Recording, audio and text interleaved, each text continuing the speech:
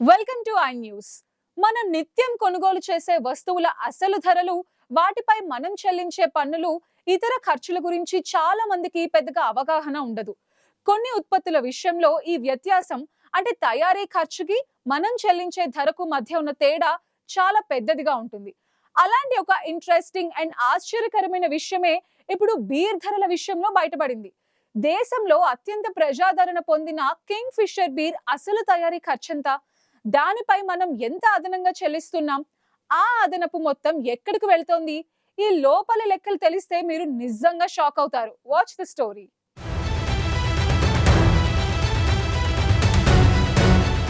మనం సాధారణంగా షాపుల్లో కొనుగోలు చేసే కింగ్ ఫిషర్ బీర్ గురించి ఇప్పుడు ఆసక్తికరమైన కళ్ళు తెరిపించే నిజం బయటపడింది. మనం ఒక కింగ్ ఫిషర్ బీర్ బాటిల్ కు సుమారు 180 రూపాయలు చెల్లిస్తున్నామని మనందరికీ తెలుసు.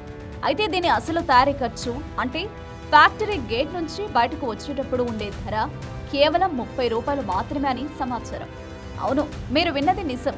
30 రూపాయలకి తయారయ్యే బీరు మన చేతికి వచ్చేసరికి 180 రూపాయలు అవుతుందంటే ఈ మధ్యలో ఉండే తేడా ఎక్కడికి వెడుతుందో తెలుసుకుంటే ఆశ్చర్యపోవడం ఖాయం. మరి మనం చెల్లిస్తున్న మిగిలిన 150 రూపాయలు ఎక్కడ మాయమవుతున్నాయి?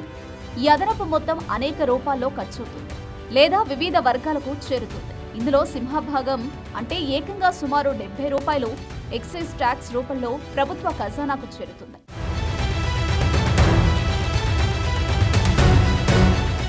రాష్ట్ర ప్రభుత్వాలకు మద్యం అమ్మకాలు ఆదాయంలో ఒక పెద్ద వనరు కాబట్టి ఈ ఎక్సైజ్ పన్ను చాలా ఎక్కువగా ఉంటుంది. ఆ తర్వాత మరో 35 రూపాయల వరకు విలువ ఆధారిత పన్ను అంటే వ్యాట్ రూపంలో ప్రభుత్వానికి వెళుతుంది.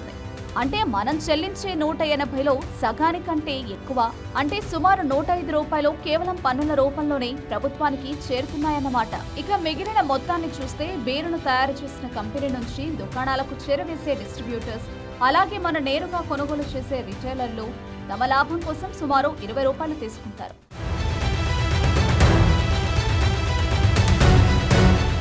కంపెనీ ఉత్పత్తి చేసిన బీరును వినియోగదారులకు చేర్చడంలో వీరి పాత్ర కీలకం కాబట్టి ఇది వారికి చెందే వాటా. ఇక బీరును ఉత్పత్తి చేసే కింగ్ ఫిషర్ కంపెనీకి ప్రతి బాటిల్ పై వచ్చే నికర లాభం ఎంతో తెలుసా? కేవలం 15 రూపాయలు మాత్రమే. అంటే 30 రూపాయలకి తయారైన బీరుపై కంపెనీకి దక్కే లాభం చాలా తక్కువన్నమాట. చివరగా బీరును ఫ్యాక్టరీ నుంచి పంపిణీ కేంద్రాలకు, అక్కడి నుంచి దుకాణాలకు రవాణా చేయడానికి, అలాగే బీర్ బాటిల్, దాని లేబుల్, ప్యాకేజింగ్ వంటి వాటి కోసం సుమారు 10 రూపాయలు ఖర్చవుతుంది.